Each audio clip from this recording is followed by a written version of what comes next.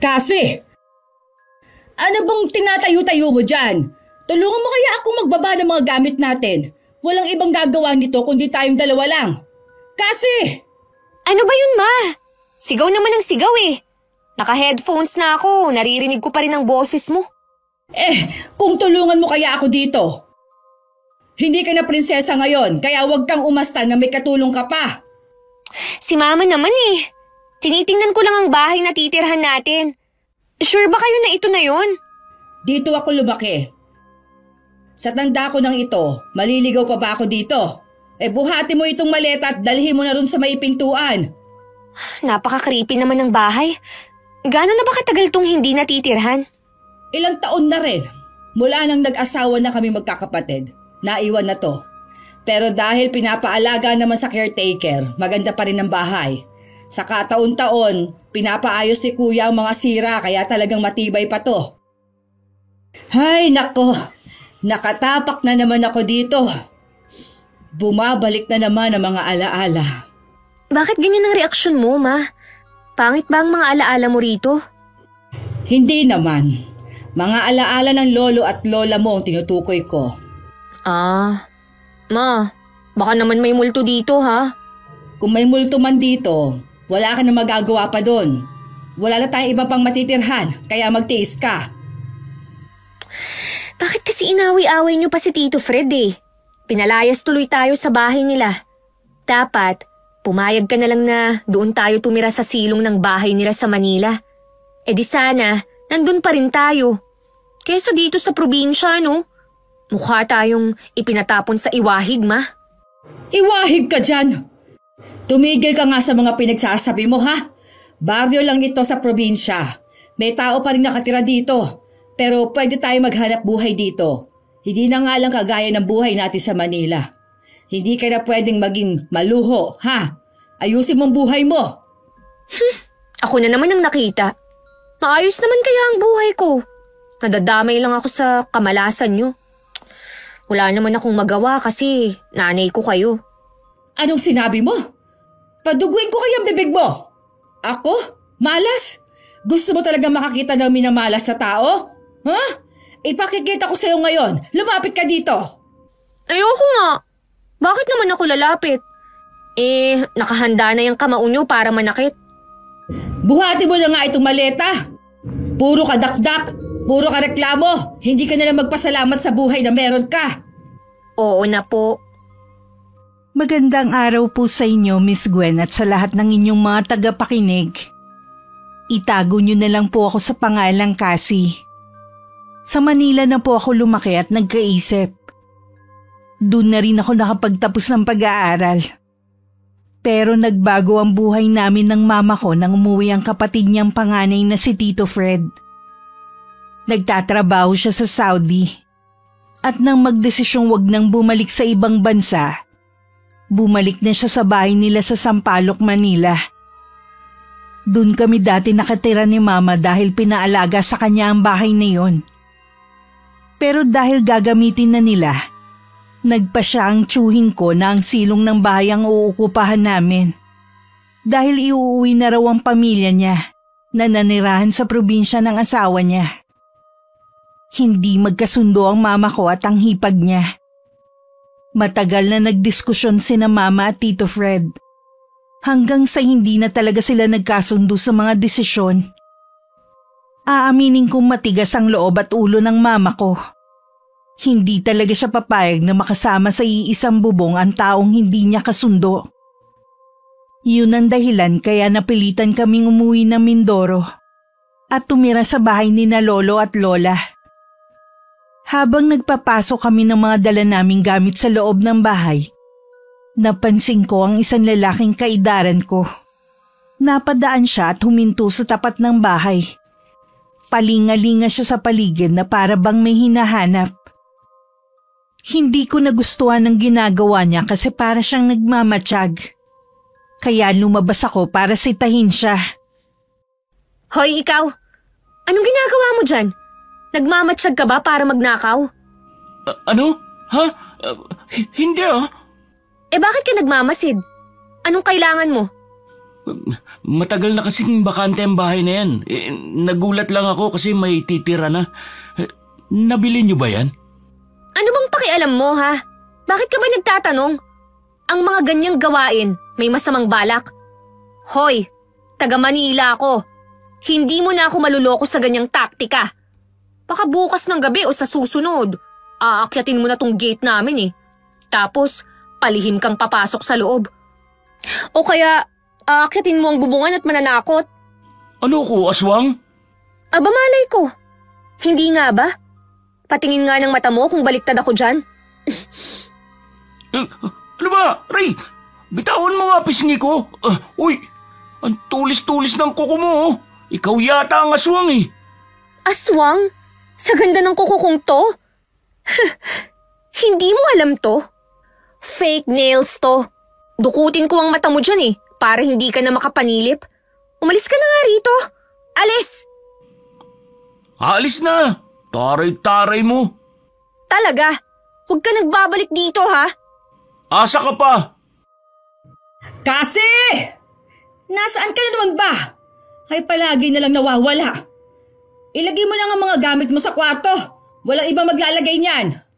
Nandiyan na! Ano ba yan si Mama? Atat na atat? Hindi naman mawawala ang mga gamit ko kahit next week ko pa yung galawin eh. Pumasok na ako ng bahay at nakita ko si Mama na abala sa pagbitbit ng ibang gamit papunta sa isang silid na nasa bandang kanan. Sa katabi nun ay ang pintuan papuntang kusina. Walang pansara ang pinto kaya kita agad yun. Ma, saan ako? Saan ang kwarto ko? Bakit siyan ka papunta? Hindi ba tayo dun sa itaas? Ang dami namang tanong. Dito ako magkakwarto kasi malapit sa kusina. Alam mo naman ako, gumigising ako ng alanganing oras sa gabi para uminom at magbanyo. Ikaw, doon ka sa itaas. 2 silid doon. Mamili ka na lang ng gagamitin mo, ha? Pareho namang bakante yon. Ha? Ako lang mag-isa sa itaas? Ano tong kwarto sa kaliwa? Huwag mong gagalawin yan. Bakit? Kasi may multo. O sige, multuhin ka sana ng lolo at lola mo kapag ginalaw mo yung kwarto nila. Mabuti nga yung pagpakitaan ka para tumino ka. Ay, 20 years old na ako at never pa akong nakakita ng multo. Pero mataray na ina, nako po, nag-e-exist talaga. Sige, simulan mo na naman ako. Buhatin mo na yung mga gamit mo sa itaas. Wala kang katulong dito. Dapat pala nagpaiwan na lang ako dun kay Tito Fred eh. Mukhang mas okay ang magiging buhay ko dun. Dito, para akong kinikilabutan. Pagpasok ko pa lang ng bahay, sinalubong agad ako ng malamig na hangin. Akala ko ba hindi ka naniniwala sa multo? Hindi nga. Pero sa maligno, oo. Kasi po, may classmate ako dati na maligno. Tingnan nyo nga tong paligid ng bahay na to, ma. Puro puno na nakakakilabot ang itsura. Parang humahaba ang sanga tapos kukunin ka. Ewan ko sa yung bata ka. Umakyat ka na sa itaas. Tapos bumaba ka ulit at tulungan mo akong mag-ayos sa mga gamit sa kusina. Dalian mo na. Eto na nga. Isa-isa kong dinala sa napili kong kwarto ang mga gamit ko. Tiningnan ko ang kabuuan ng silid. Wala nga mga gamit doon maliban sa kama na old style pa. May side table at may nakapatong na makalumang lampshade. May malaking cabinet na nung buksan ko pwede kong pagtaguan para hindi makita ni Mama. Mula sa kwarto naririnig ko ang malalakas na pagtawag niya sa akin. Kaya ang ginawa ko isinuot ko uli ang headphone at nakinig ng music. Nilakasan ko ang volume para hindi ko siya marinig. Hindi ko na malaya na nakatulog ako. At gabi na nung magising dahil malakas na ang ulan. Hindi ko na malaya na inalis ko pala ang headphone habang tulog. At nakita ko tong nakabagsak sa sahig. Sira na ng damputin ko. Nakabukas ang bintana sa silid. Kaya kitang-kita ko ang malakas na kidlat na sinabayan pa ng malakas na kulog. Takot ako sa ganun kaya lumabas ako para puntahan si Mama. Ginamit ko ang flashlight ng cellphone para ilawan ang paligid. Pagdating ko sa sala, nakita ko ang vanity mirror. Napatingin ako doon dahil may nakita akong refleksyon. Isang babaeng nakabestida. Damit pantulog ang suot niya. Inakala kong si Mama siya kaya sinundan ko nung naglakad yun paalis. Ma? Ma? Saan ka pupunta? Hindi naman dyan ang kwarto mo Makikitulog ako sa kwarto mo kasi natatakot ako sa kulog at kidlat. Ma, sandali! Huwag ka munang tumakbo. Hindi naman ako nakikipagbiruan Kasi! Saan ka pupunta? Ma! Anong ginagawa mo dyan? Tumakbo ka ron Susundan nga sana kita Bakit nandyan ka na? Sira ba ang tuktok mo? Papunta yan sa likod ng bahay. Anong gagawin ko doon?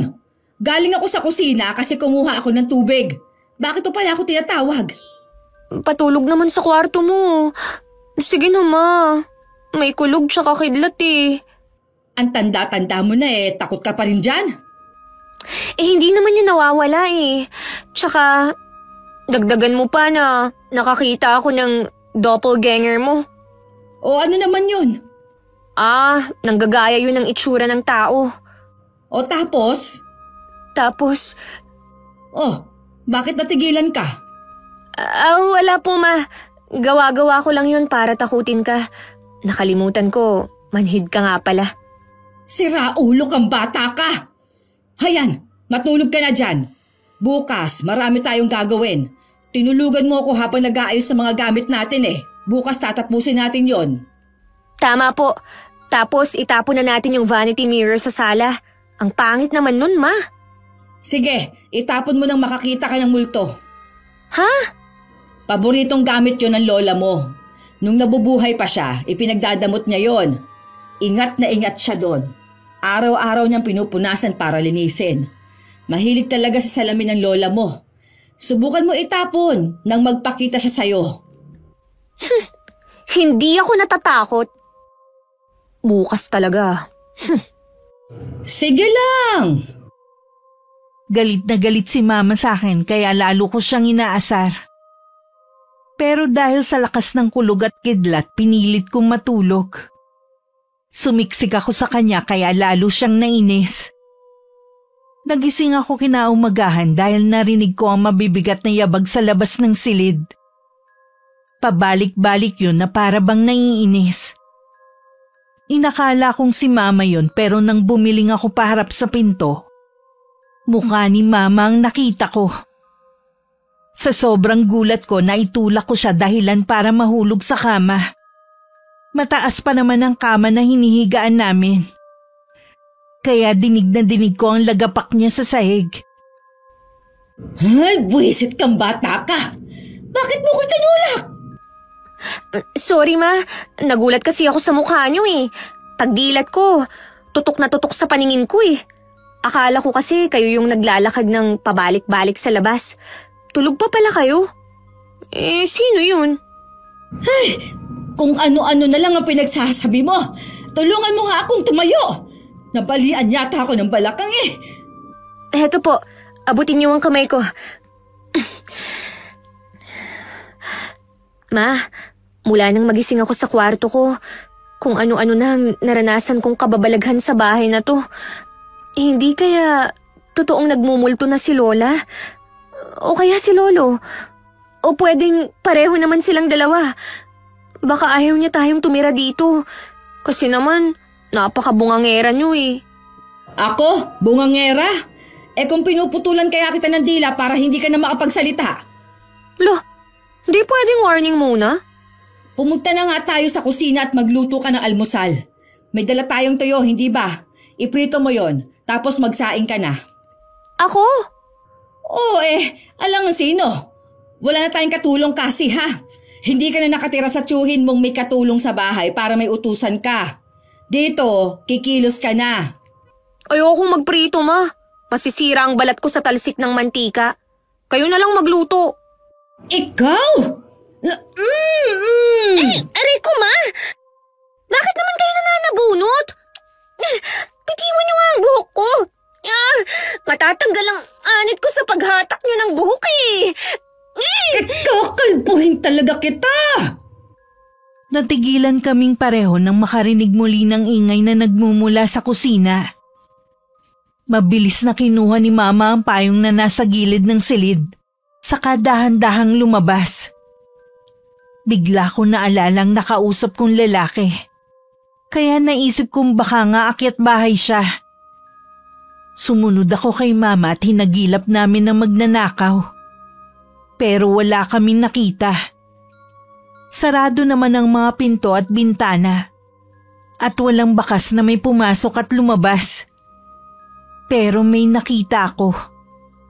Isang ballpen na nakakalat sa sahig ng sala, malapit sa vanity mirror. Ma, may ballpen oh. Sa inyo ba to? Hindi, pabayaan mo na yan. Mukhang nahulog lang mula sa kung saan. Wala namang taong nakapasok kaya magluto ka na ng almusal. Anong gagawin mo, Ma? Aayusin ko pa ang mga gamit nating nasa kahon. Ilalabas ko at ilalagay sa cabinet. Sige, Ma. Matapos kong magluto, pinuntahan ko na si Mama sa sala para sabihan na kakain na. Wala siya doon. Pero nagkalat na ang mga gamit naming inilabas niya mula sa mga kahon. Natuon ang paningin ko sa vanity mirror. May nakasulat doon ng mga salitang, ang mga alaala ay hindi natutulog. Inisip kong baka ginugood time ako ni Mama. Kaya nilapitan ko ang salamin para burahin ang nakasulat. Lipstick pa ang ginamit na panulat dahil kulay pula to. Pero nang punasan ko ng kamay, biglang naging likido at amoy malansa.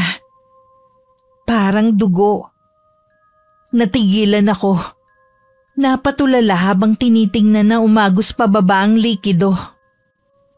Bigla ako napalingon dahil narinig ko ang boses ni Mama. Kakausapin ko na sana siya nang biglang may humawak sa braso ko. Doon na ako nagsisigaw. Ano bang nangyayari sa iyong bata ka? Ma, ano tong nakalagay sa salamin? Tsaka, may humawak sa braso ko. Sandali. Nasaan na yun? Bakit nawala? Nawala na rin ang nakasulat sa salamin. Tsaka yung likido na parang dugo. Wala na rin. Hays, gutom lang yan. Nakaluto ka na ba? Kumain na tayo. Ma, totoo ang sinasabi ko. Tama na kasi.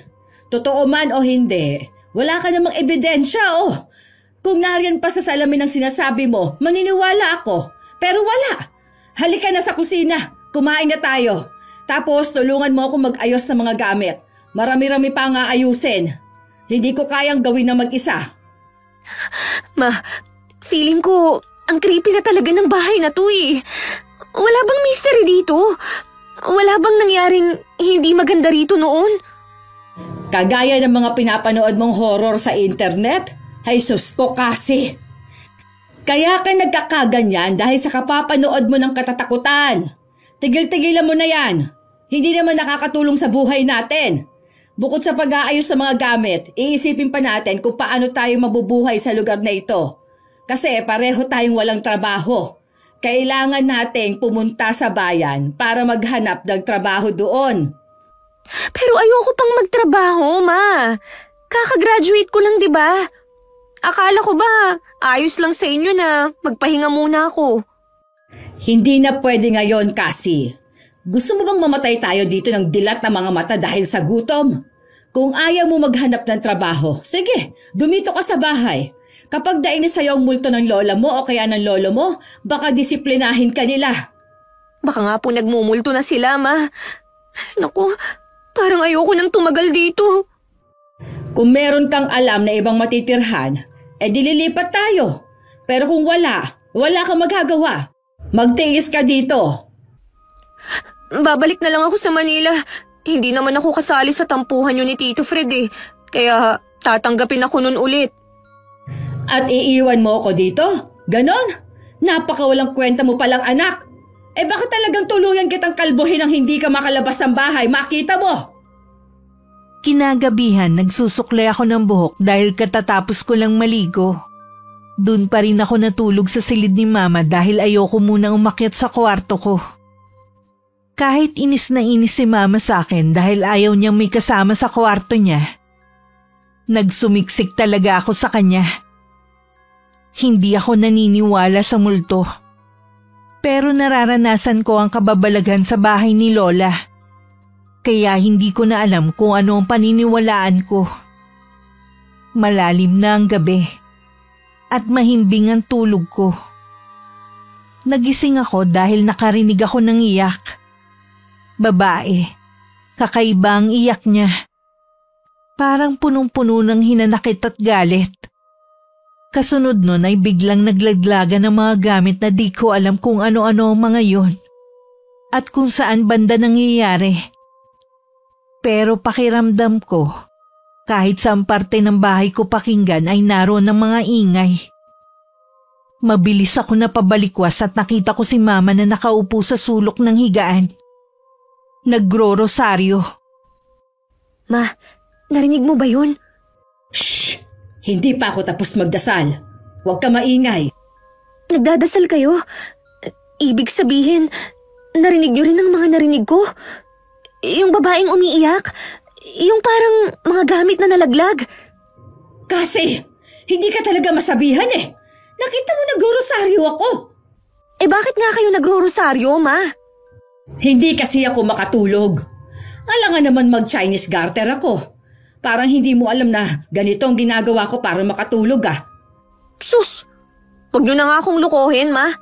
Aminin niyo na lang sa akin na haunted ang bahay na to para magawan pa natin ng paraan. Kesa naman ganito ang nangyayari sa atin, di ba? Wala akong naririnig na kahit ano kasi. Nagkakaganyan ka kasi hindi ka nagdadasal. Kunin mo yung isang rosaryo sa drawer ng cabinet na yon at sabayan mo ako magrosaryo. Ay, nako! Dalian mo na! Aray! Bakit naman naninipa? Kabayo ba kayo sa past life nyo? Sakit nun ah. Dalian mo na kasi! Oo na po. Takot na ako dahil sa mga nararanasan ko. Kaya sinabayan ko si Mama sa pagro-rosaryo. Alam kong may lihim ang bahay ni Lola. Ramdam ko. Nararanasan ko na ang mga kababalaghan. Pero ayaw lang aminin ni Mama. Kaya naisipan kong tuklasin na lang ng mag-isa para magawan pa ng paraan na matapos yon bago pa lumala ang lahat. Isang umaga nagising akong masakit ang kaliwang paa ko hanggang binte. Nang tingnan ko, nanlaki ang mga mata ko nang makita ang mga kakaibang letra na nakasulat sa balat ko. At ang ballpen na napulot ko nung nakaraang araw nasa kama na. Alam kong itinapon ko yun sa basurahan. At araw-araw naman nagsusunog ng basura si Mama. Kaya nagtataka ako kung bakit nasa kama yun. Kulay pula ang tinta nun. At mukhang yun ang ginamit pansulat sa balat ko. Dali-dali ako lumabas ng silid para pumunta sa banyo na nasa kusina. Para burahin ng tubig at sabon ang nakasulat sa aking binti. Pero pagdating ko sa banyo, ang ilang letrang nakasulat naging isang mensahe na. Kakaiba ang lengguwahe. Hindi ko maintindihan. Hindi to nabubura. Parang nakatato na sa balat ko. Ma! Mama! Tulong! Nasaan ka ba? Mama! Ano ba yan, Cassie? Nasa bakuran ako at hanggang doon dinig ang sigaw mo. Napano ka ba dyan sa loob ng banyo? Mama! Hindi ko tumabura! Tulungan mo ako, Ma! Ano ba yan? Ay, patingin nga!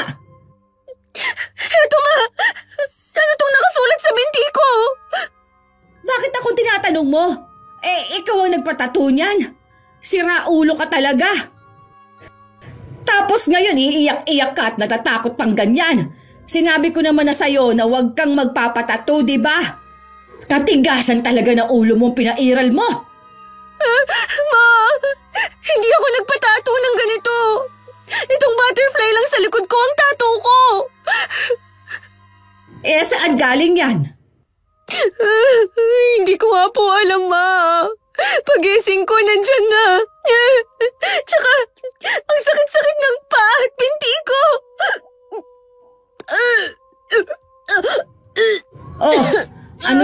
Ano nangyayari sa'yo? Bakit ka susuka ng ganyan? Buntis ka ba? Ha, sige. Lubos-lubusin mo na ang pag-amin ngayon ng mga tinatago mong lihim. Siraulo ka talaga. Kaya ayaw mo magtrabaho kasi buntis ka. Ha? Ma, nanghihina ako. Ma, yung suka ko! Bakit may dugo? Tsaka, may mga damo-damo. Ano yan?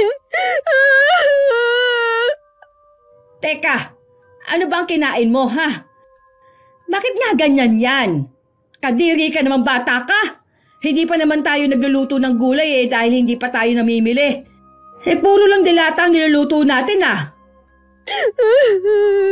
Hindi ko rin alam kung saan galing to, Ma. Ma, ang sakit ng tiyan ko.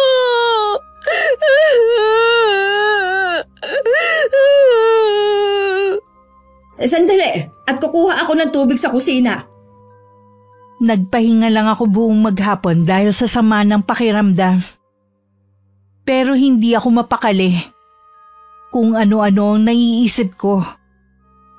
Kaya habang nasa labas ng bahay si Mama para kumausap ng kapitbahay, para daw malaman niya kung saan may malapit na center o botika, naglibot naman ako sa buong bahay. Hanggang sa makarinig ako ng mga yabag. Ako lang ang naroon sa bahay kaya alam kong walang ibang tao. Nang mga sandaling yun, hindi ko na pinairal ang takot. Hinagilap ko kung saan nanggagaling ang yabag. Hanggang sa nakita ko ang isang pares ng paa na naglalakad papunta sa likod bahay. Tahimik ko yun sinundan para hindi ako mapansin.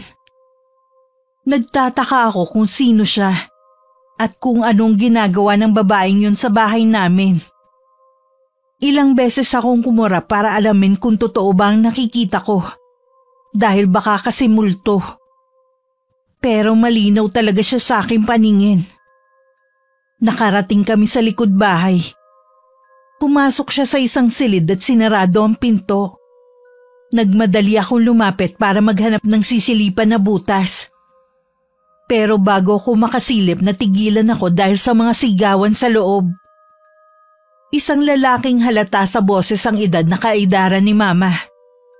Galit na galit siya sa babaeng pumasok sa silid na yun. At umabot pa sa pambubugbog niya. Iyak nang iyak ang babae habang nagmamakaawa. Makikialam na sana ako nang biglang sumakit ang ulo ko. Dahil nakarinig ako ng matinis na tunog. Nanunuot sa tenga ko. Kasunod nun ay nawalan na ako ng malay. Kasi anak, gumising ka. Ma, nasan ako? Nasa langit na ba ako? Masyadong maliwanag. Masakit sa mata. Ilaw yan sa kisame. Huwag mong titigan. Ano bang ginagawa mo doon sa tapat ng bodega sa likod ng bahay? Mabuti at nakita ka ni Lucio. Nakahandusay ka raw doon. Lucio? Kumusta ka, Aya? Ay! Kaboses niyo po yung lalaking narinig ko sa silid na yun. Sabihin niyo, ano ang ginawa niyo sa babaeng yun? Bakit niyo siya binugbog? Nasaan na siya? Ano bang pinagsasabi mo kasi? Siya si Lucio. Siya ang caretaker na binabayaran ni Kuya para bisitahin lagi ang bahay na ito. Kung nananaginip ka at kung ano man ang nangyari sa panaginip mo, huwag mo ibintang sa kanya. Sus ko kang bata ka. Pero ma, dinig na dinig ko po ang nangyari sa bodega. Hindi ako pwedeng magkamali. Baka nga nanaginip ka lang. Dahil siguro biglang naiba ang paligid mo kaya ka nagkakaganyan. Lumaki ka sa Maynila at bigla ka napunta rito sa probinsya. Maninibago ka talaga. Lumalabas-labas ka rin minsan. Hayaan mo, papupuntahin ko rito ang pamangking kong si Gerald para may kausap kang kaedad mo. Gerald? Oo, pamangking ko siya. Makikilala mo rin siya. Pasensya ka na, Lucio, ha. Naabala ka tuloy. Salamat nga pala sa pangungumusta mo. Maayos naman kami sa bahay na ito. Huwag ka mag-alala. Ma, hindi tayo maayos dito. May multo nga rito eh. Puro na lang kababalaghan ang nangyayari sa bahay na to. Paano tayo naging maayos nun? Tumahimik ka nga kasi. Pagpasensya mo ng anak ko, ha, Lucio. Ganyan talaga siya makipag-usap. Alam mo na, laking Maynila. Nga pala, kapag tinawagan ka ni Kuya at kinumusta kami, sabihin mo, kumakain pa naman kami ng 3 beses sa isang araw. Hindi ko lang alam kung kailan magiging 2 beses na lang. Marami-rami pa naman ang dilata namin. Sana kamo, naging masaya na siya. Pamilya pala talaga kayo ng mga mapagbiro. Ganyan din kung magsalita si Sir Fred. Paano? Aalis na ako. Ay nga pala, dinalang ko kayo ng mga gulay at prutas. Ay, salamat naman. May makakain na akong totoong pagkain. Di ba, hindi ka naman kumakain ng gulay? Kesa naman puro delata, Ma. Ako na ang magdadala sa kusina ng mga pagkain na yan. Nagbabalat na rin ako ng mangga. Uy, mukhang masarap ah. Aray, ang sakit pa rin ng binti ko. Ha? Teka, ano to? Ma! Ma! Yung nakatato sa binti ko, parang dumudugo. Tsaka, bakit may nanana? Ano? Patingin nga. Aba, namamagana nga. Yan ang sinasabi ko sa'yo. Kung kani-kanino ka nagpapatato, mukhang na-impeksyon ka na. Hindi ko nga po ito tattoo. Bigla na nga lang lumitaw dyan sa binti ko eh. Sandali. Patingin nga. Teka, hindi to ordinaryong tato. Hindi nga po yan tattoo, Manong. Si Mama kasi ang kulit eh. Bakit ka nagkaroon ng ganito? Saan mo nakuha? Meron ka bang nakaaway? Hindi pa nga ako gumagala dito sa lugar na to. Kaaway na agad. Tama. Yung lalaking nakausap ko nung bagong dating kami rito. Sinabihan ko kasi siya na magnanakaw. Kasi nagmamasid sa amin eh. Baka nagalit siya. Naku, pusong mamon naman nun. Bakit nga ho pala? Ang kataga na nakasulat sa binti mo, hindi ito basta katagalang. Isa itong sumpa. Ho? Sumpa? Ang katagang nakasulat, isang dasal na tanging mga mambabarang lang ang nakakaalam. Sila ang tanging nakakabigkas niyan. Kung ganun, mambabarang kayo? Ano? Hindi ah. Kasasabi niyo lang kaya na mambabarang lang ang nakakaalam at nakakabasa. Bakit alam niyo? Oo nga naman. Isa akong albularyo. Albularyo? Nasaan ang nakasipit na dahon sa tenga niyo? Anong dahon na nakasipit sa tenga? Di ba ganun yun, Ma? Ganun ang fake healers eh. Faith healers. Kung ano-ano na lang lumalabas sa bibig mo, bata ka.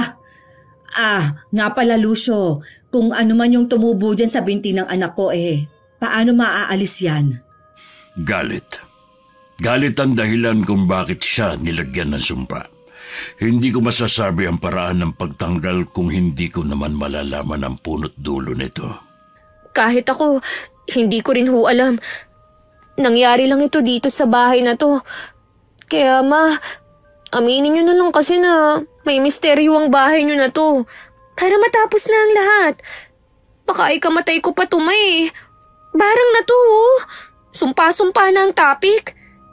Wala nga kahit anong nangyari dito. Bakit ba ang kulit mo? Masaya kaming namuhay dito. Ang alam ko lang, Armalite ang bunganga ng tatay ko at kabaliktaran niya ang nanay ko. Pero walang kababalaghan sa bahay na ito. Baka naman may nagagalit sa'yo. Masama rin kasi ang ugali mo eh. Baka ginagantihan ka na. Ako? Iisipin ko muna kung sino ang gagawa nito sa akin. Pero Manong, hindi ho ba pwedeng gamutin niyo na lang ako para matapos na? Wala talaga akong idea kung sino ang mambabarang sa akin eh. Di ba albularyo kayo? Susubukan ko. Uuwi muna ako para kumpletuhin ang mga gamot na kailangan sa panggagamot. Babalik ako sa Huwebes. Bakit sa Huwebes pa? Sa 3 araw pa yun. Kailangang isagawa ang ritual sa Huwebes ng gabi. Dahil mahina ang kapangyarihan ng kalaban. Kailangan matapos ang gamutan bago ang Biyernes. Dahil ang araw na yun ang pinakamalakas nilang araw. Isa pa, hindi basta-basta ang sumpa na kinapit sa iyo. Kaya hindi rin basta-basta mga gamit na kailangan kong dalhin. Naku po, kung ilang araw pa, buhay pa kaya ako nun? Ano ka ba naman kasi? Gusto mo patayin na kita ngayon para matapos na agad? Si Mama naman. Mula nang malaman kong binabarang ako, doon na ako binalot ng takot. Natatakot ako para sa aking sarili. Doon ko naisip na wala pa ako nagagawang matino sa buhay pero nasa bingit na ako ng kamatayan. Sa takot ko nag-iba-iba na ang aking ugali. Madalas ako naging magagalitin. Tapos sa gabi sumisiksik lang ako sa sulok ng silid at umiiyak. Ginawa na ni Mama ang lahat para gumaling ang sugat ko sa binti. Pero lalong lumalala. Hanggang sa makita kong nilalabasan na ito na matatabang uod at sobrang baho pa. Kahit ako nasusuka kapag naaamoy ito. Pero sa suka ko may mga insekto na ring sumasama. Pagkatapos kong ilabas, bigla na lang lumilipad. Parang mga maliliit na langaw ang sinusuka ko. Ilang araw pa ang lilipas bago bumalik si Mang Lucio. Pero para sa akin napakatagal na nun. Parang bawat oras ko hinihigit ni kamatayan. Unti-unti na ako nahihirapang huminga na para bang may sumasakal sa akin. Hinanap ko si Mama para humingi ng tubig pero wala siya. Hanggang sa marinig ko ang boses niyang may kaaway sa labas. Hoy! Ikaw! Tanda! Bakit ka naglalagay dyan ng mga basura? Huwag mo itambak dyan! Hindi naman basurahan ang gilid ng bakod namin ha! Alisin mo yan! Iuwi mo yan sa inyo! Ma! Sino ba ang kaaway niyo dyan? Bakit ba kayo nagbubunga nga? Tuwing lalabas na lang kayo ng bahay, palagi kayong may inaaway na kapitbahay. Ito kasing lalaking to ang tanda-tanda na, wala pang pinagkakatandaan. Meron naman silang bakanting lote Dito pa dinadala mga basura sa malapit sa bahay natin para daw dito sunugin. Di ang usok, pasok na pasok sa loob ng bahay. Nagsampay pa naman ako ng mga bagong labang damit. Tapos pauusukan lang. Hoy! Tanda! Bitbitin mo yung basura ninyo, ha? Kung hindi, sasambulat talaga yan sa harapan ng bahay nyo. Aba, loko pala talaga yung si Manong Dapat talaga sa kanya dinadagukan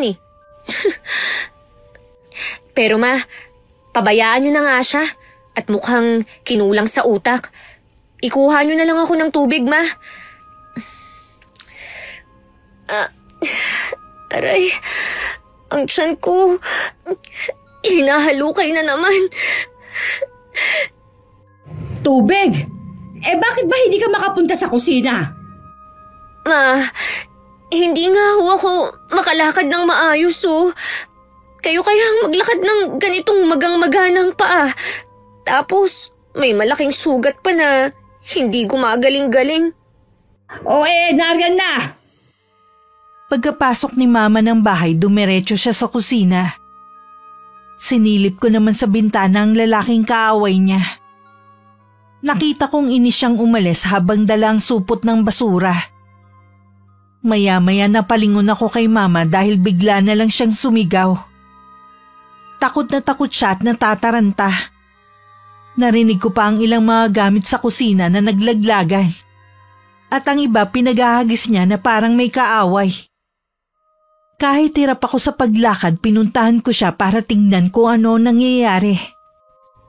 Ma! Ano ba yan? Bakit nagsambulat ang mga gamit dito? Bakit ka ba nagwawala? Sino na naman ba ang kaaway mo? Nag-iisa ka lang naman dito sa kusina. Kasi? Ano ba yun? Bakit kayo namumutla dyan? Sa banyo. Ha? Ano yun? Teka. Ano bang nangyayari? Bakit ang daming bubwit at mga ipis ang naglalabasan sa banyo? Hindi ko nga alam. Magbabanyo sana ako kanina. Pero pagbukas ko, yan ang sumalubong sa akin. Ano ba to? Sino ba ang gumagawa nito sa atin? Bakit ba tayo ginaganito? Bago ka na kasi, Ma. Hanggang dito ba naman may nagagalit sa inyo? Ano bang pinagsasabi mo dyan? Kasi naman, ang sama-sama ng ugali nyo eh. Wala pa tayong 1 buwan dito. May lihim na kayong kaaway. Tumigil ka nga! Kita mong hindi ako madalas tumatambay sa labas. Ano naman ang gagawin ko doon? Ayoko namang nakikipagplastika sa mga chismosa. Tingnan mo, Ma. Ang mga daga at ipis. Papunta sila sa kwarto ni na Lolo at Lola. Lumusot sila sa siwang sa ilalim ng pinto. Bakit? Sa dami ng pupuntahan nila doon pa. Di ba dapat doon sila sa labas magtakbuhan? Mabuti na yung iisang lugar lang sila pumupunta para madaling mapatay ang mga peste na yan. Sandali, kukuha ako ng pang-spray sa mga salot. Mabuti talaga at bumili ako ng maraming pang-spray sa Maynila. Pero Ma, paano kung pagbukas nyo ng pinto atakihin ka ng mga yun? Mga daga yun. May rabies din ang mga yun Kesa manatili sila dito sa bahay. Baka pagguhuin pa nila ang bahay na to sa kakangat-ngat nila Wala na tayong matitirhan. Hindi ko na napigilan si Mama sa balak niya. Pero sinamahan ko na lang siya. Pagbukas ng pinto, gulat na gulat kami dahil wala na dun ang sandamakmak na mga daga at ipis. May ilang nasa ilalim ng kama pero nag-alisan din na makita kami. Yun ang unang beses na nakita ko ang loob ng silid ni na Lolo at Lola. Maayos to at malinis na para bang inalagaang mabuti. Nakarinig kami na may kumukutkot sa ilalim ng kama. Inisip ni Mama na doon nagtatago ang ilan sa mga daga at ipis. Kaya yumuko siya para silipin. Nakita raw niya ang isang baol na nginangat-ngat ng mga daga. Inisprayan niya muna yon para mag-alisan saka hinugot ang baol. Sa kuryosidad namin, nagpasya kaming tingnan ang laman nito. Pagbukas pa lang, sumalubong agad sa akin ang amoy kulob at amag. Napaubo ko dahil sa alikabok. Nakaramdam ako ng hilo at lalong tumindi ang pananakit ng tiyan ko na para bang pinipiga ang bituka ko. Maya-maya sumuka na naman ako ng dugo, na sinundan ng mga uod at insektong may pakpak. Dahil sa tindi ng sakit, hindi ko na nakayanan. Tuluyan na ako nawalan ng malay dahil hindi ko na kayang sakit ng katawan. Gabi na nung magising ako. Nasa bahay na si Mang Lucio. At kasama niya ang lalaking nakausap ko nung unang araw naming salta sa lugar. Gising ka na, anak. Kumusta na pakiramdam mo? Kahit wala kang malay, panayasukan mo ng dugo na may kasamang mga insekto. Alalang-alala ako sa'yo. Mabuti at may nakausap akong kapitbahay na alam ang bahay ni Lucio. Kaya pinasundo ko siya. Kumusta ka na, Iha? Maayos-ayos na po ang pakiramdam ko. Pero nanlalambot ako. Umayos ang pakiramdam mo dahil sa langis na ipinahid ko sa'yo. Pero hindi ka pa talaga tuluyang magaling. Nararamdaman kong ang sumpa nasa katawan mo pa rin. Teka, wala po ba kayong naririnig na ingay? May sumisigaw po ng tulong. Sumisigaw? Wala naman akong naririnig Kayo ba, Lucio? Gerald, may naririnig ba kayo? Wala rin. Wala rin po ako narinig. Ano ba sigaw ang naririnig mo? Sino ba ang lalaking ito at bakit nandito? Pamangkin siya ni Lucio. Siya ang katuwang niya sa panggagamot. Sa dami ng magiging pamangkin, yung nakakainit pa ng ulo. Kung ano man kasing iniisip mo nung una tayo magkakilala, kalimutan mo na. Huwag ka kasing tamang hinala. Inaalam ko lang naman kung sino kayo kasi bago kayo rito. Hindi kami bago, no? Taga rito si Mama. Huwag na kayong mag-away. Alam niyo bang ang bahay na ito ay punong-puno ng negatibong enerhiya? Tuwing pumupunta ako rito para bisitahin ito at linisin, ramdam na ramdam ko talaga ang enerhiyang yon. Sinubukan kong alamin kung bakit ganon ang presensya ng paligid pero hindi ko malaman ang sagot. Para akong palaging tinutulak palabas ng bahay na ito. Sinubukan ko rin palibutan ng dasal at orasyon ng paligid ng bahay pero lalong tumindi ang negatibong enerhiya at ang masaklap pa, hindi nakakalabas. Kaya inalis ko na rin ang inilagay kong proteksyon para hindi maipon dito ang enerhiya. Ganon nga rin po, Tiyo, nararamdaman ko sa bahay na to. Kaya ayoko rin nagpupunta rito eh. Kung hindi nga lang ako nag-aalala sa inyo sa tuwing pumupunta kayo rito, hindi talaga ako magagawi dito. Eh bakit nandito ka? Dapat hindi ka na lang pumunta. May ganyan ka palang nararamdaman. Kasasabi ko lang talaga ng dahilan. Tinanong ko rin kay Sir Fred ang history ng bahay na ito, kung may nalalaman siya. Pero ang sabi niya, wala raw masamang history ito. Masaya naman daw kayong namuhay dito noon. Totoo yan. Kaya imposibleng may masamang bagay o elemento ang bahay namin. Pero bakit nangyayari to? Baka po may nakaaway ang pamilya nyo noon. O yung mga lolo at lola nyo na tumira dito dati. Wala kasing naikukwento ang magulang namin. Wala ring naikwento sina lolo at lola. Puro mabubuting alaala ang palagi nilang binabanggit sa amin dati. Kung ganon, dapat nating alamin ang history ng bahay. Kasi nararamdaman kong galit ang pinagmumulan ng lahat. Eh paano naman natin yun gagawin? Kailangan magsagawa tayo ng ritual para alamin ang kasaysayan ng bahay na ito sa pamamagitan ng paglalakbay sa nakaraan. At itong nakita niyo mga lumang gamit sa baul, pakiramdam ko may kinalaman ng mga ito sa kung anong nangyayari dito sa bahay. Kailangan nating malaman ang lahat dahil nararamdaman kong kukuha ang bahay na ito ng buhay. Buhay? Sabi ko sa'yo, May, ikakamatay ko talaga ang nangyayari sa akin. Tumigil ka nga. Hindi nakakatulong ang negatibo mong pag-iisip. Sandali, naririnig ko na naman ng sumisigaw ng tulong. Nawala na kanina pero bumalik na naman. Babae, umiiyak. Tapos, parang may boses akong naririnig. Lalaking galit. Para silang nag-aaway. Ano bang sinasabi mo? Eh wala naman kaming naririnig. Doon sa bodega, Ma. Sa likod bahay. Doon nagmumula ang boses nila. Kahit nangihina ang katawan ko, pinilit kong puntahan ang bodega kahit pinigilan nila ako. Sa pag-aaway kasi na ginagawa nila, pakiramdam ko balak patayin ang babaeng humihingi ng tulong.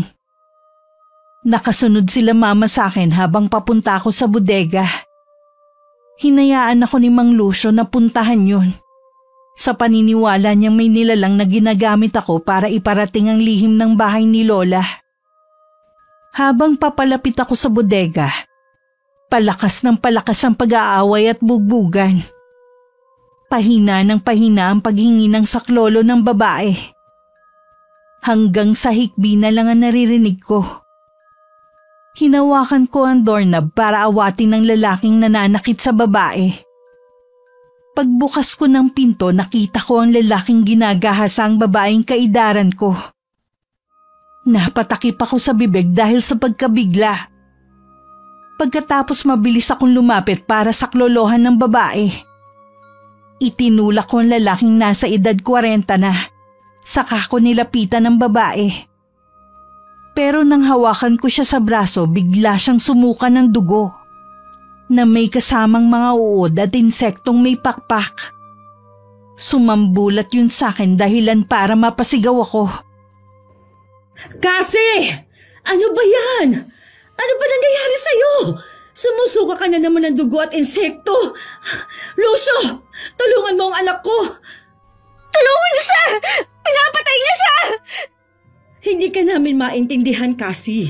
Wala naman kaming nakikita. Tayo lang nandito sa bodega. Nakikita niya ang nakaraan. Anong nakaraan? Sabihin mo, Iha.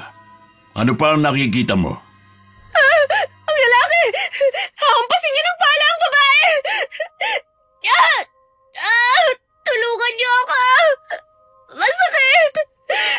Bakit nasasaktan din ako kapag sinasaktan niya ang babae? Nagdilim ang paningin ko ng sandaling yun kaya nawalan uli ako ng malay.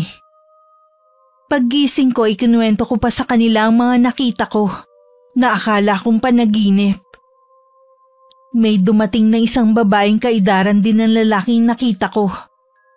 Sinaklolohan niya ang babaeng ginahasa at nagalit siya sa lalaki.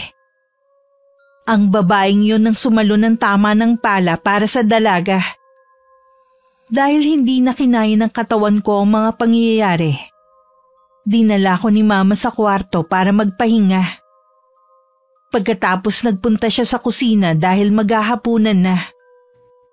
Hindi na umuwi sina Mang Lucio at Gerald dahil sa pag-aalala sa amin.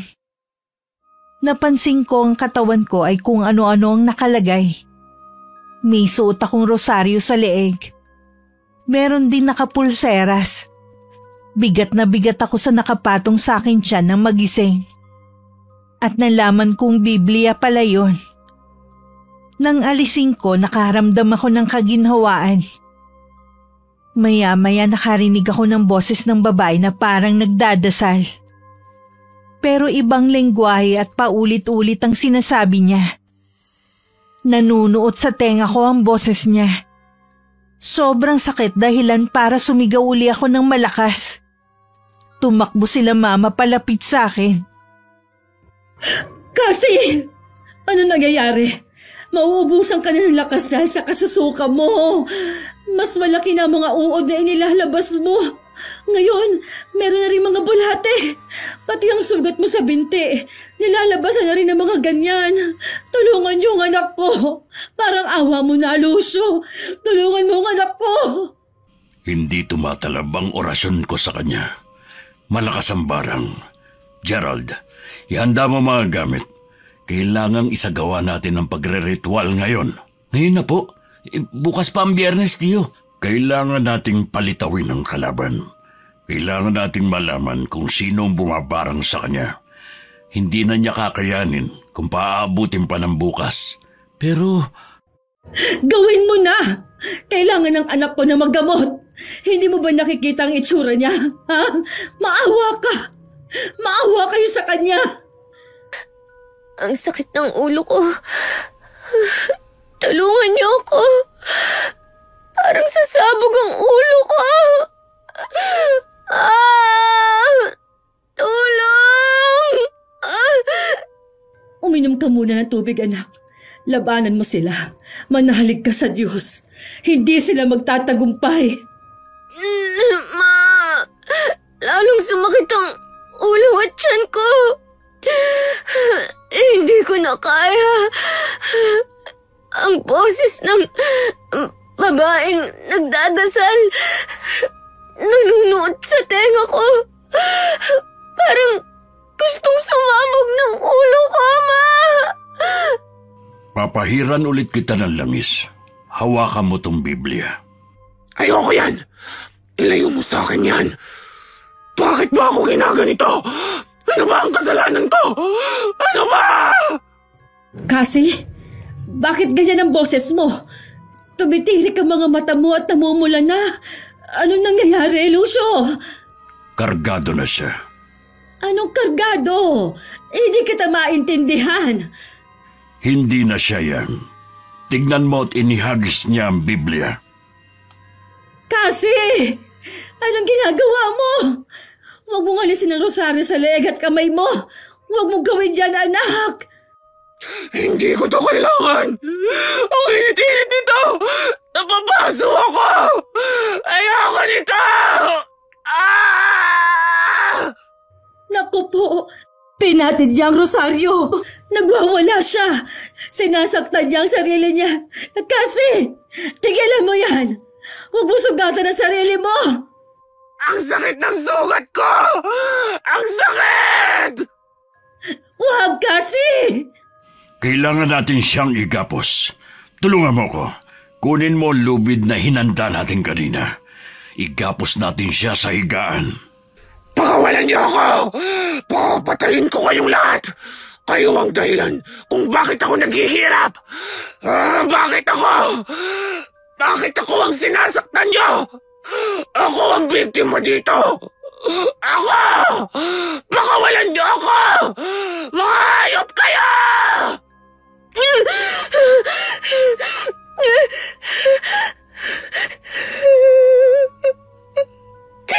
Gusto ko nang umuwi sa amin. Gusto ko nang umuwi. Kasi, anak, kapag magaling ka na, uuwi na tayo. Basta labanan mo to, ha? Pangako, babalik na tayo sa Maynila, anak ko. Pakawalan niyo na ako. Huwag niyo akong papatayin. Gusto ko pang mabuhay. Hinihintay ako ng mga magulang ko. Parang awa niyo na po, Doña Victorina.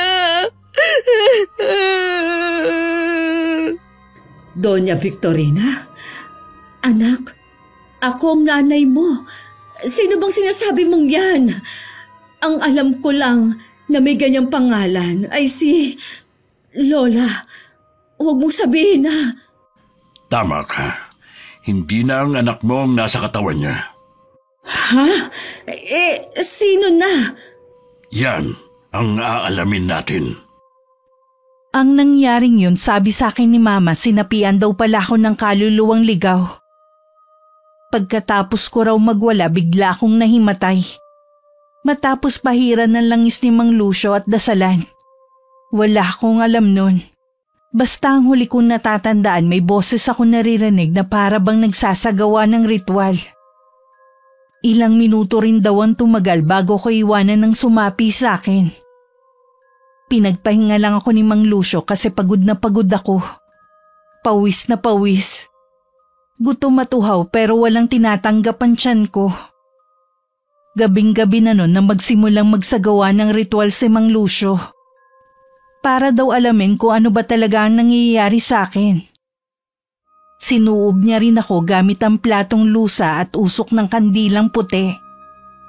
Pinausukan niya ang plato hanggang mangitim dahil sa usok ng kandila. Hanggang sa nagkaroon ng imahe.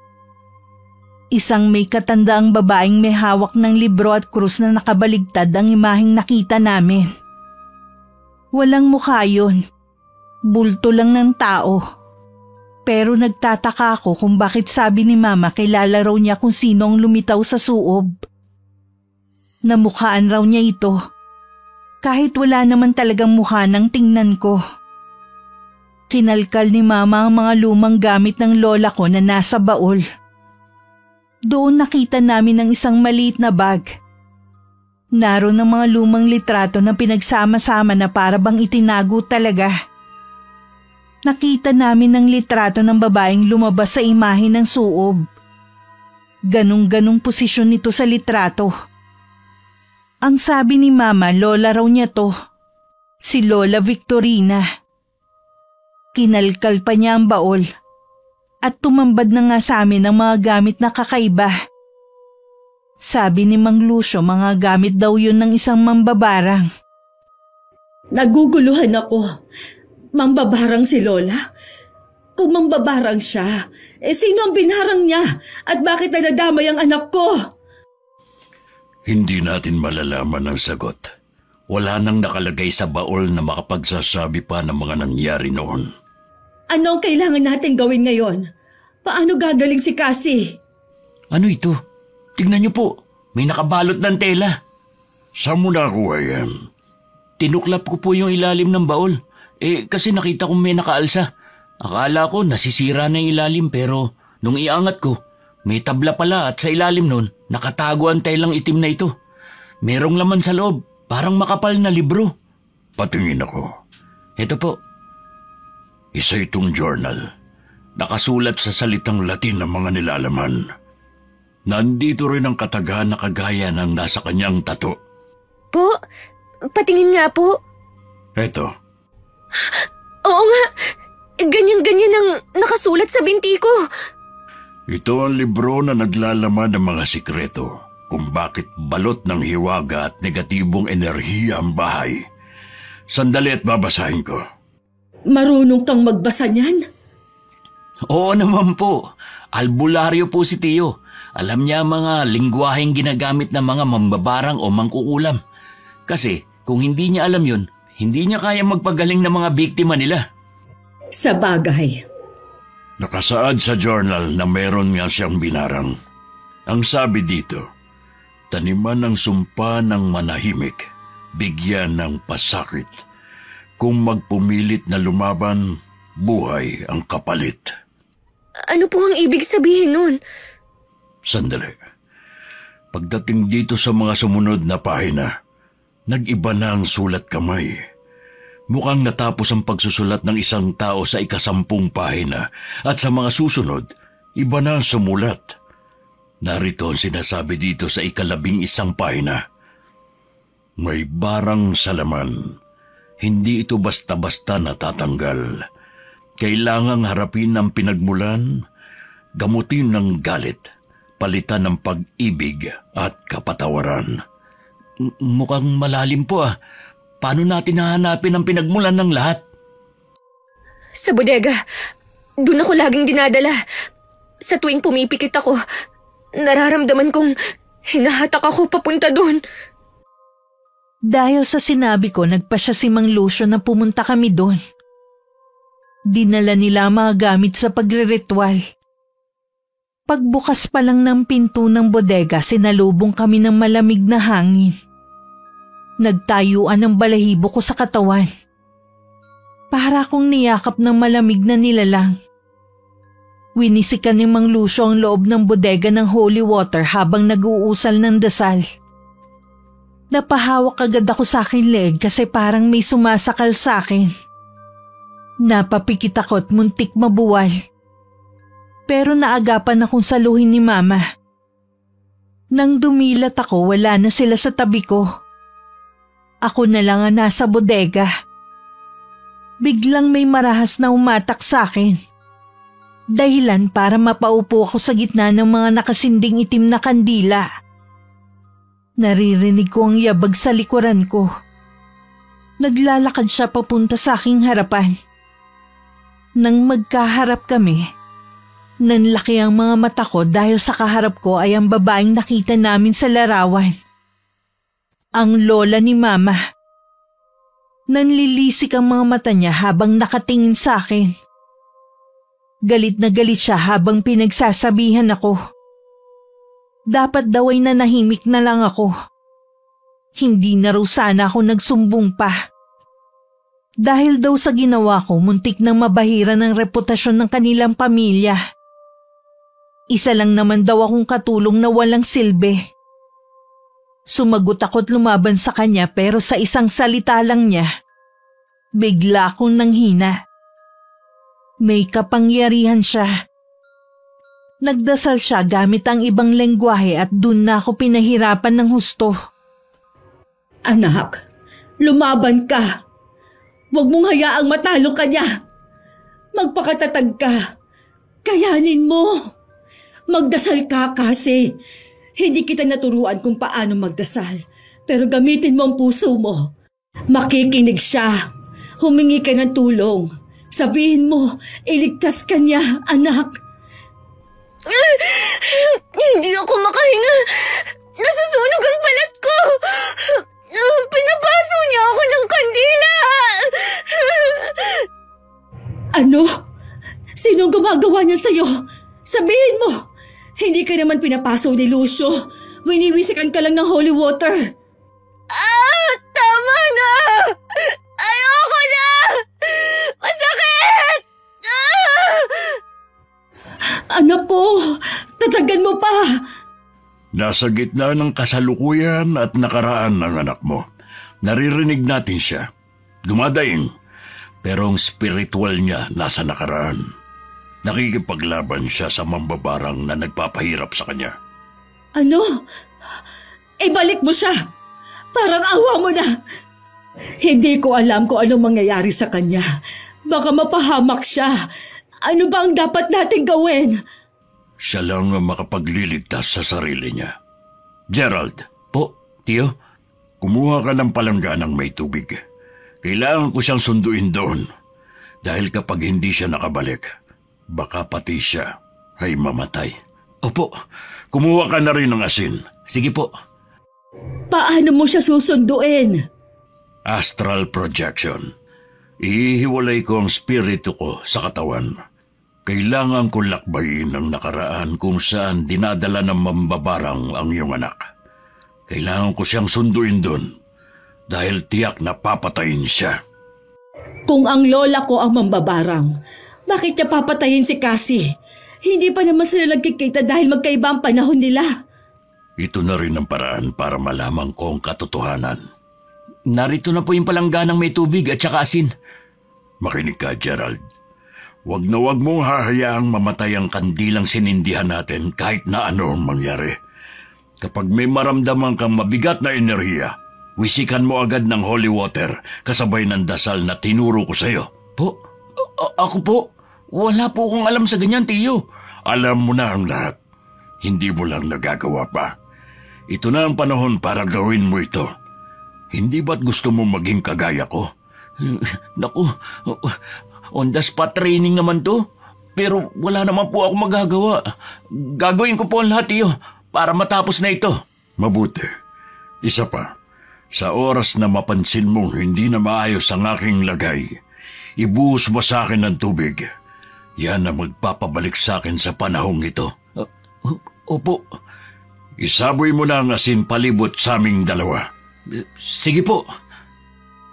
Habang nakikipagtalo ko sa babae, bigla akong napatingin sa pintuan ng bodega. Nakita ko si Mang Lucio. Tinatawag niya ako. Napangiti ako dahil pakiramdam ko ligtas na ako. Tumayo ako para lapitan siya pero sinabunutan ako ng babae. At marahas na ibinalik sa pwesto. Kahit nanghihina, pilit ko siyang labanan. Nagtataka lang ako dahil hindi ako tinutulungan ni Mang Lucio. Parang hindi siya makalapit. Nakatayo lang siya sa pintuan at tinatawag ako. Kaya pinilit kong talunin ng babae. Itinulak ko siya at kita ko pang sumalya siya sa mga kandilang may sinde.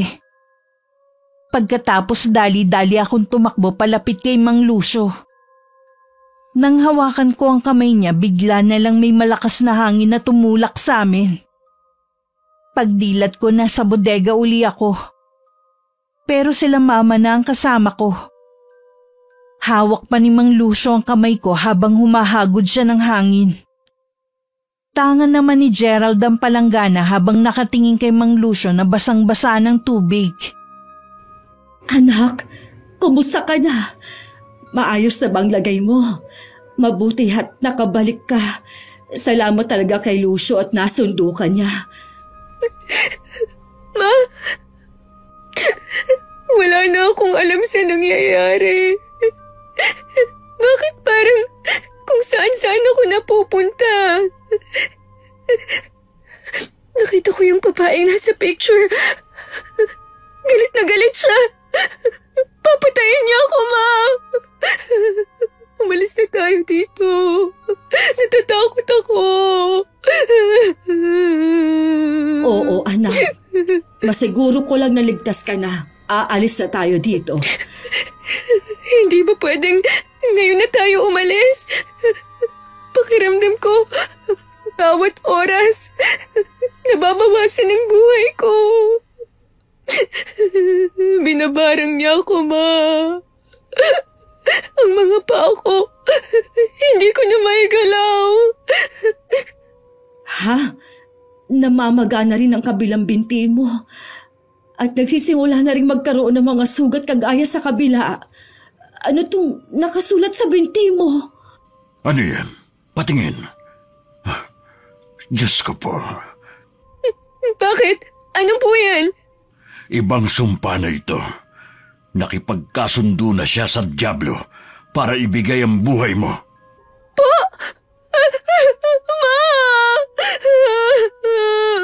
Anong gagawin natin, Lucio?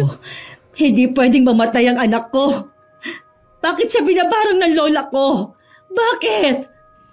Nang lakbayin ko ang nakaraan, marami akong dinaanang pangyayari bago ko mahagilap ang anak mo.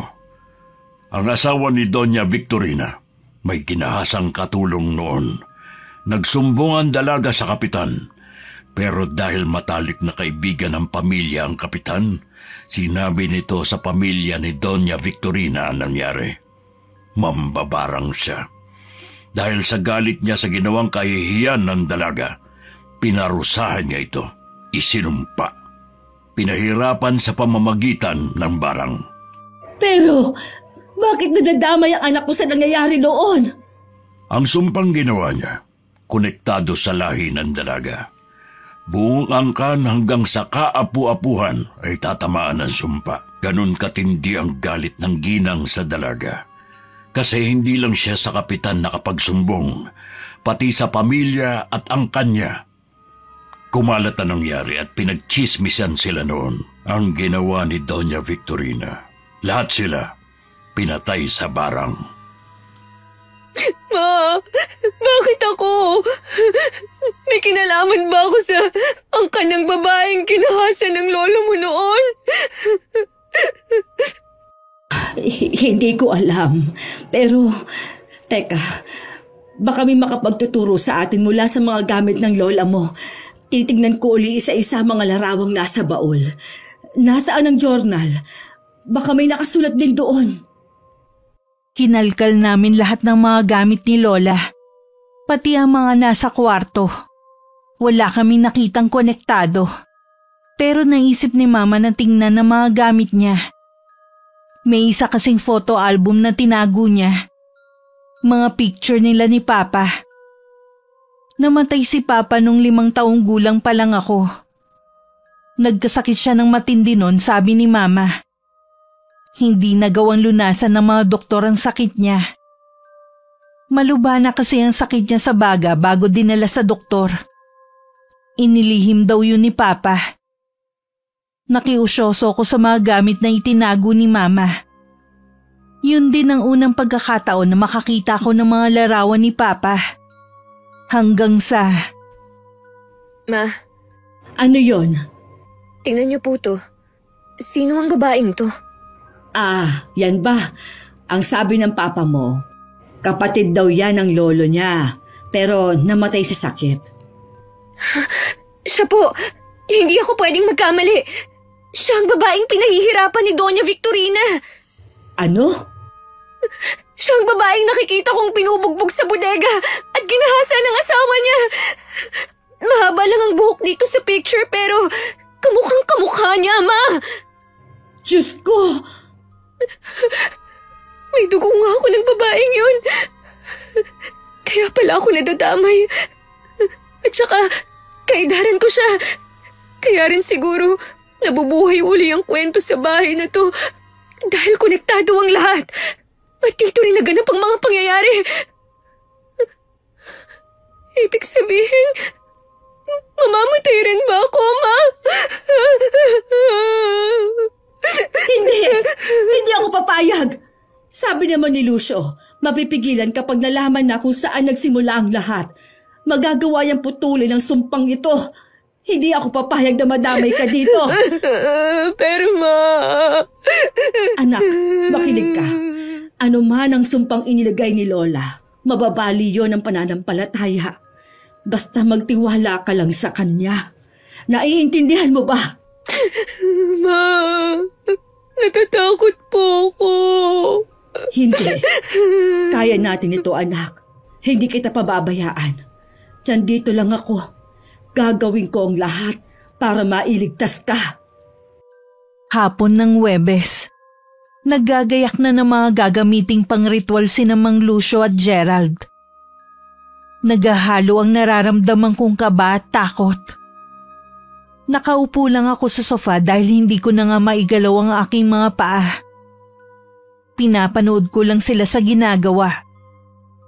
Ginagaya ni Mang Lucio ang nakita niyang paraan ng pagre-ritual na nakasulat sa journal ng lola ni Mama.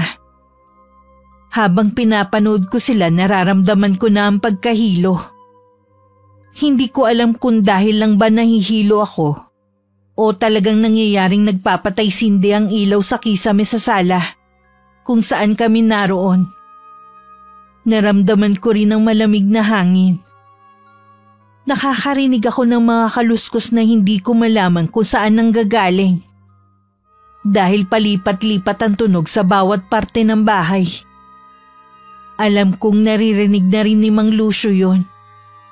Dahil napapahinto siya sa ginagawa at hinahagilap ng tingin kung nasa ng ingay.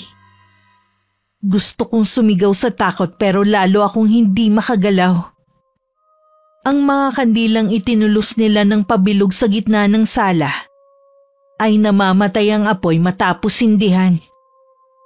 Maya-maya biglang namatay ang mga ilaw pati ang apoy sa mga kandila. Dali-dali kong dinukot sa bulsa ang aking cellphone at pinailaw ang flashlight. Natutukan ko ng liwanag ang isang nilalang na nasa kisame. Kasing itim siya ng gabi. May mapulang mata. Matutulis ang kuko. Buhaghag ang mahabang buhok. Malapad ang ngiti na halos umabot sa magkabilang tenga. Kasabay ng pagsigaw ko dahil sa takot ay ang mabilis niyang pagdamba sa akin. Ma! Tulong! Bakit? Ano nangyayari? Nasa ibabaw ko siya! Alisin niyo siya! Tulungan niyo ako! Bumubulong siya nang hindi ko maintindihan. Mukhang inoorasyonan niya ako! Sus ko! Tulungan niyo ang anak ko! Pakiusap! Layuan mo siya! Matakot ka sa dakilang lumikha! Matagal ka nang hindi umiiral sa mundo! Hindi ka na dapat naririto! Lubayan mo ang batang yan! Lumayas ka! Pinagwiwisikan ng holy water ni Mang Lucio ang multo at kasabay ng malakas nitong sigaw ay ang paglaho. Muling bumalik ang liwanag ng ilaw. Ipinagpatuloy naman nila ang ginagawang pagsasaayos ng gamit sa pagre-ritual. Sinindihan ni Mama ang mga kandila. Lalong tumindi ang kirot ng mga sugat ko. Parang naninikip na ang benda. Parang sasabog. Kaya pinilit kong tanggalin. Halos panawan ako ng ulirat nang makitang sobrang laki ng sugat. At tuloy-tuloy na naglalabasan ng mga uod. Hindi na ako makapagsalita. Puro hikbi na lang ang nagagawa ko. Lalo akong nanghihina sa takot. Kasi! Hindi mo na kasi dapat pinakialaman yung sugat mo. Tignan mo, nalalambot ka tuloy. Baka mamaya yan ay yung pang ikamatay mong bata ka. Bebendahan ko ulit ha, para hindi mo makita. Wag po. Anong wag? Lalong sumasakit kapag may benda, Ma. Oh, sige, tatakpan ko na lang ng tela. Huwag mo na lang titigan, ha? Ilagay na natin siya dito sa gitna ng bilog na mga kandila. Gagaling na po ba ako pagkatapos nito? Kailangang maging matatag ka. Hindi ka namang kilala ng lola niyo dahil hindi na kayo nagkita noong buhay pa siya. Hindi matahimik ang kaluluwa niya dahil sa sumpang iniwan niya. Ang sinusundan niya lang ay ang sumpa at ang dugo ng mga taong isinumpa niya. Ano po ang gagawin ko para matapos na to? Kailangan mo magpakatatag. Harapin mo siya ng buong tapang at ipakilala mo sa kanya ang iyong sarili. Sabihin mo mula ka rin sa kanyang lahi. Ang dugong nananalaytay sa inyong ugat ay iisa. Baka makinig siya at kusang putulin ang sumpa dahil kung hindi. Kung hindi, ano po? Meron na namang ganyan. Kung hindi! Albularyo ka, hindi ba? Magpagaling ang trabaho mo. Hindi manakot. Kapag hindi natin naputol ngayon ang sumpa na ginawa ng lola nyo, dito palang mag-uumpisa ang sumpa ng inyong angkan hanggang sa mga susunod pang salinlahi. dahil nag-krus na ang inyong mga dugo. Buwisit na buhay to. Dapat talaga'y maipatupad na ang background checking bago mag-asawa eh. Saka, Aling Carmina, hindi po porke mga albularyo kami kaya naming gamutin ang lahat. Tao lang po kami. May hangganan din ang kakayahan. Ang doktor nga po hindi rin kayang isalba ang tao na hanggang doon na lang ang buhay. Para mo na bang sinabi na walang kwenta ang gagawin natin ito? Nasa huli, hindi pa rin gagaling ang anak ko. Hindi naman po sa ganon. Sa ganito pong sitwasyon, ang pinakamakapangyarihan po sa lahat ay ang dakilang lumikha sa atin. Kailangan po natin magbalik loob sa kanya, humingi ng tawad, at humingi ng tulong para iligtas niya tayo. Siya lang po ang makakatulong sa atin ngayon.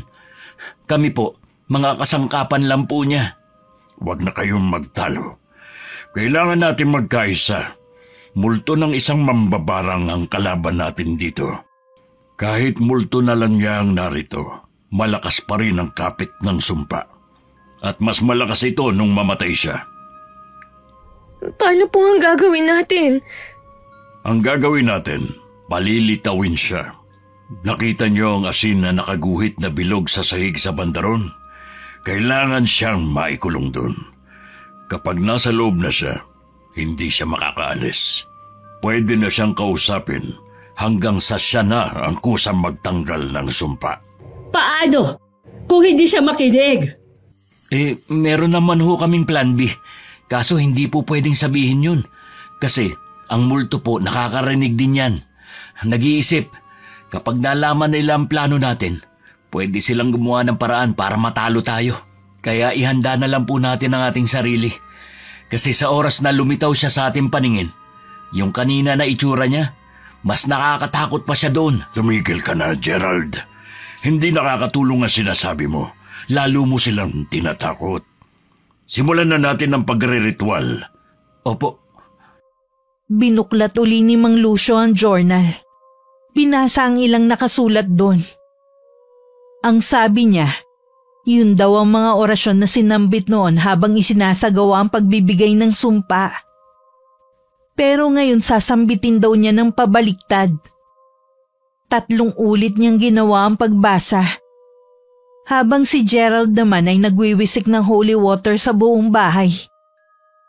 Pagtataboy daw sa multo para mapilitang lumitaw. Maya-maya napasigaw kami ni Mama dahil biglang tumalsik si Gerald at dumausdos sa sahig. Tiningnan ko ang pinanggalingan niya. Sa dingding unti-unting may bulto ng tao ang lumitaw. Kulay itim na para bang anino. Lalong nilakasan ni Mang Lucio ang pagbigkas ng orasyon. Hanggang sa nagalit na ang multo. Sino ka lapastangan para gawin ito? Sinusubukan mo putulin ang sumpang ibinigay ko sa babaeng yan? Hindi siya ang babaeng isinumpa mo. Matagal na siyang patay. Namatay rin siya dahil sa sumpa. Pinahirapan mo siya hanggang kamatayan. Sinungaling! Nararamdaman ko sa kanya ang dugong nananalaytay sa kanyang ugat. Paano mo nasabing hindi siya yan? Nananalaytay sa kanya ang dugo ng babaeng pinatay mo. Dahil apo siya nun. Kagaya mo, apo mo rin siya mula sa iyong dugo. Huwag mong binibilog ang ulo ko, lalaki. Lapastangan ka! Hindi mo mapuputol ang sumpang ibinigay ko sa kanya. Isa siyang malanding babae. Makate! Inakit niya ang asawa ko. Pagkatapos ay ipinagkalat na siya ay ginahasa. Ang kapal na mukha niyang gawin yon. Sa amin, na mula sa prominenteng pamilya, dinungisan niya ang aming reputasyon. Dapat siyang mabatay. Ginahasa naman talaga siya eh. Kitang-kita ko kung paano siya sa pilitang hinubaran. Nagmakaawa siya, pero hindi siya pinakinggan. Siya ang biktima, pero siya ang pinarusahan niyo. Lumalabang ka pa rin talagang babae ka. Gusto ko nang itago ang sarili ko sa kinauupuan ko. Nang makita ko ang matinding galit sa kanyang mga mata. Nang ipakita na niya ang kanyang sarili. Tama si Gerald. Mas nakakatakot na siya. Hindi siya kagaya ng nasa larawan na maganda, disente at kahanga-hangang babae. Isa na siyang halimaw, kulubot ang balat, may matulis na mga kuko, mapula ang mata at may presensyang mabigat na puno ng galit at selos. Hindi ako papayag na manatili ka sa mundong to. Papatayin kita hanggang sa kahuli-hulihan mong salinlahi. Hindi nga ako siya! Tigilan mo na ako! Tulong! Sinasakal niya ako! Layuan mo siya! Matakot ka sa dakilang lumika! Tignan mo ang kanyang liwanag! Hindi mo ko madadala sa ganyan lalaki! Mas malakas na ako ngayon kesa dati! Hanggat nandito ang babaeng to, hindi ako matatahimik! Papatayin ko siya! Wag! Parang awa mo na, Lola. Wag ang anak ko. Pakiusap. Wag siya. Ano? Anak? Sino ka? Ako po ito. Natatandaan mo pa ba? Si Carmina, ang anak ni Romualdo at Veronica. Si Cassie, anak ko siya. Parang awa mo na. Putulin mo na ang sumpa. Patay na ang babaeng isinumpa mo. Pero dahil nadamay ang mga kaapu-apuhan niya, kaya pati ang sarili mong apo, mamamatay rin. Isang malaking kalokohan! Maniwala ka. Damhin mo ang dugong nananalaytay sa kanya. Dugo mo rin ito. Mas nararamdaman mo lang ang dugo ng babaeng isinumpa mo dahil nakatuon ka sa galit mo sa kanya. Pero damhin mo, Lola, dugo mo rin ang nananalaytay sa kanya. Hindi! Hindi niyo ako maluloko! Pinaniniwala niyo ako para lang iligtas ang buhay niya? Kung ganon, idadamay ko na rin kayong lahat na narito! Nagtangka siyang magsambit uli ng orasyon para muling magsagawa ng bagong sumpa. Pero inunahan siya ni Mang Lucio. Kitang-kita ko ang paghawak niya sa kanyang ulo na para bang nasasaktan.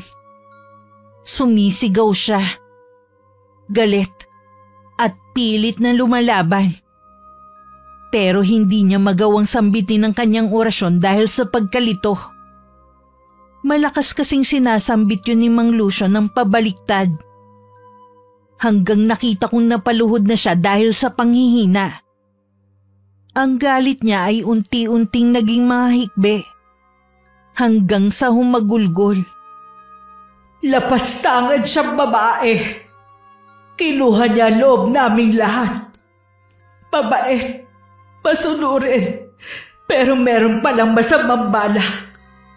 Kinuha namin siyang kasambahay at tinulungan makapag-aral. Pero mas nanaig ang kanyang kapangahasan at pagkatuso. Inakit niya ang asawa ko. Dahil sa pag-aakala kapag nagkaroon sila ng relasyon at nagkaanak, makakakuha siya ng mas malaking pabor.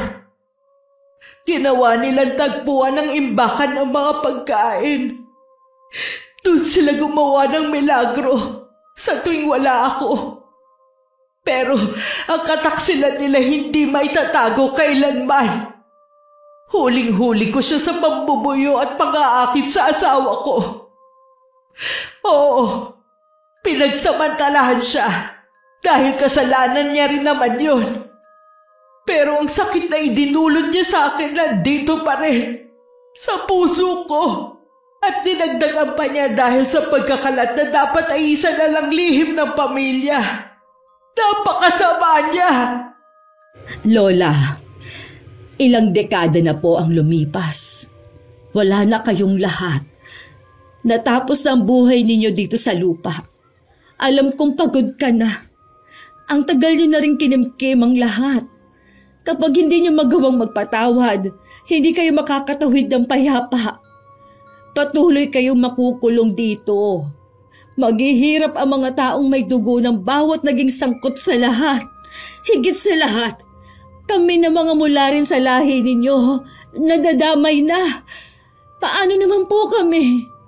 Ang anak ko, si Cassie, dugo niyo rin siya. Tingnan mo ang kalagayan niya ngayon. Maaatay mo bang mawala ng saysay ang buhay niya? Bata pa siya. Hindi pa nagsisimula ang buhay niya. Putulin mo na po ang sumpa, Lola. Nakikiusap po ako. Apo? Siya? Mula sa dugo ko? Bakit nagkaganon? Wala kaming alam sa nakaraan niyo. Nagtagpo ang landas namin ng asawa ko nang hindi namin alam na konektado siya sa babaeng isinumpa ninyo. Kaya heto, ang anak kong nadurusa ngayon. Para mo na pong awa, alisin niyo na po ang sumpa. Nakita ko ang kalituhan kay Lola. Umiyak siya ng umiyak habang sinusuri ang lahat kung tama ba ang naririnig niya. Maya-maya ang pag-iyak niya dahil sa galit ay napalitan ng iyak na mula sa pagsisisi. Nalugmok siya sa kinauupuan. Hanggang sa nakita kong unti-unting naglalabas ang katawan niya ng iba't ibang hayop at insektong ginagamit sa pambabarang. Nagtatakbuhan ng mga daga palabas ng bahay. Lumilipad ang mga langaw at putakte. Gumagapang sa sahig ang mga uod na iba't ibang laki. Ilang minuto rin yun nangyari. Hanggang sa ang multo ni Lola ay unti-unting naglaho. Nang wala na siya, nawala na rin ang mga daga at insekto. Naiwan kaming tulala. Hindi makapaniwala sa mga nakita. Nabasag ang katahimikan na magsalita si Mang Lucio. Wala na siya. Tinapos na rin niya ang sumpa. Hindi ko na nararamdaman ang bigat na enerhiyang bumabalot sa buong bahay. Anak, kumusta na ang pakiramdam mo? Gumaan na, Ma. Pero ang paa ko masakit pa rin ang sugat at hindi ko pa rin maigalaw. Hindi yan basta-basta mawawala. Sugat pa rin yan na kailangang gamutin hanggang sa maghilom. Magkakapeklat ako nito. Ang laki pa naman ng mga sugat ko.